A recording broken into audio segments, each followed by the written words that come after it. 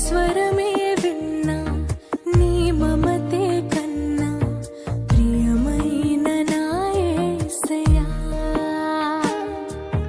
నా చెలిమే నీవై, నీ ప్రేమే నాదై నిలిచావు నా నేస్తమా.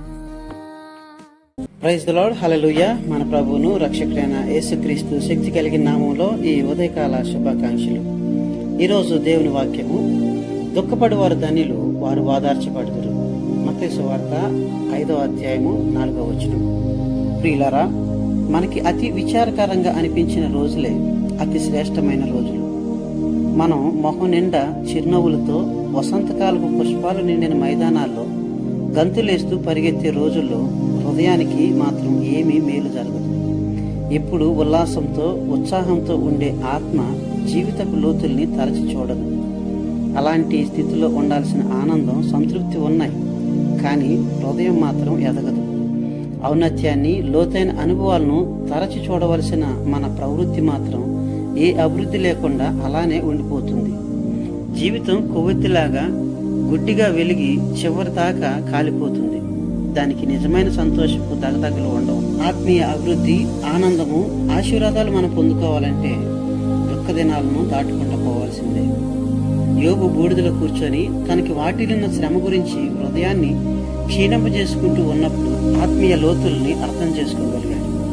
యోబు యొక్క జీవితం నీ నా బ్రతుకు లాంటిదే, కాకపోతే అది పెద్ద అచ్చుల్లో రాయబడింది. కాబట్టి మన కోసం కాచుకొని ఉన్న శ్రమలేమిటో మనకు తెలియకపోయినా మనకి ఒక నమ్మకం ఉండాలి.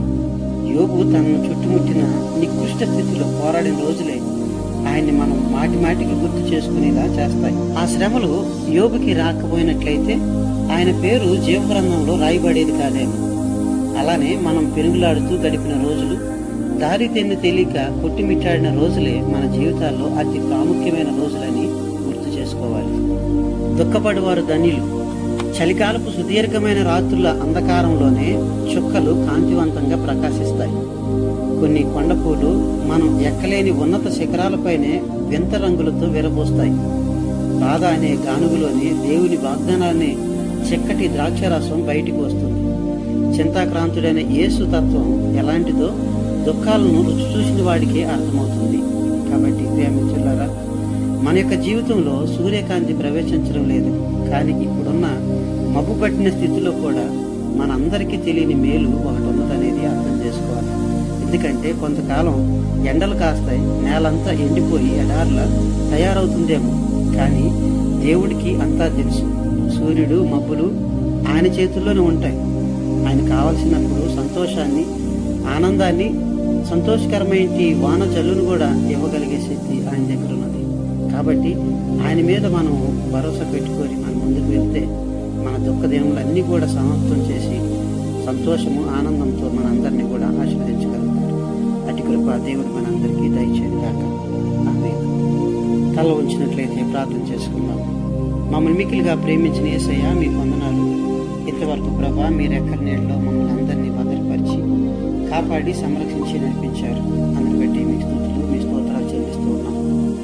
ఈ నూతనమైన దినంలో ప్రభా మేము ప్రవేశించి ఉండగా మీ యొక్క దీవెనలు, ఆశీర్వాదాలు, మీ కాపుదల, భద్రతను తండ్రి ఈ దినమంతా మాకు దయచేయమని మిమ్మల్ని వేడుకుంటున్నాం. దుఃఖపడి వారు ధన్యులు, వారు ఓదార్చబడుదురని ఈ వాక్యం సెలవిస్తా ఉంది. తండ్రి నాయన, మా దుఃఖ దినాల్లో మేము మీకు ఎంతగానో ప్రభా సమీపస్తులుగా ఉండగలుగుతామని, ఈ దుఃఖ దినాలే తండ్రి మాకు ఆశీర్వాద జల్లుని తీసుకొస్తాయని వాక్యం ద్వారా మేము తెలుసుకోగలిగాము. కాబట్టి తండ్రి నాయన, మేము దుఃఖంలో ఉన్నప్పటికీ మీ యొక్క దీవెనలు, ఆశీర్వాదాలు దయచేస్తారనే ఒక నిరీక్షణ కలిగి మేము ముందుకు వెళ్తూ ఉన్నాం. కాబట్టి మీ యొక్క దీవెనలు, ఆశీర్వాదాలు, మీ యొక్క సంతోషం, సమాధానం ప్రభా మాకు మెండుగా దయచేయమని మిమ్మల్ని వేడుకుంటున్నాం. ఈ దిన దీవెనతో మమ్మల్ని దీవించి ఆదరించండి. మాకు కలిగే ప్రతి విధమైన శోధన, బాధల నుంచి మీరు తప్పించండి. అస్వస్థలో ఉన్న వారిని స్వస్థపరచండి. కృపా వరాలతో తండ్రి మమ్మల్ని అందరినీ నింపి నడిపించండి. సమస్త ఘనత మీకు ఆరోపిస్తూ యేసుక్రీస్తు నామములో అడిగి వేడుకొంచున్నాము తండ్రి. ఆమేన్. ప్రభు మనందరినీ బాగా దీవించును గాక. మీ గాడ్ బ్లెస్ యు ఆల్.